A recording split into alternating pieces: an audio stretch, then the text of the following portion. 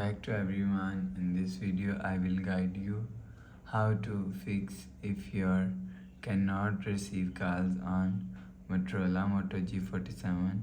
Let's start the video. If you want to fix this problem, so restart phone. Just click and hold side power button and volume up button at the time. Click on this restart icon. Again tap on this restart icon. You will see phone is restart. After restarting, enter phone pin. You will see your problem is solved. But if it not solved, if you want to fix this problem, go to app library. Here click on settings app. Now in setting, scroll down to and click on system and click on reset option. Reset all settings. Enter phone pin. Click on this icon. You will see your problem is solved. But if it not solved, if you want to fix this problem, again click on settings app.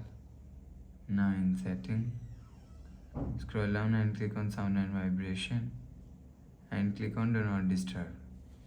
If you want to fix this problem, so make sure turn off do not disturb mode. After turn off do not disturb, go back to home screen. You will see your problem is solved.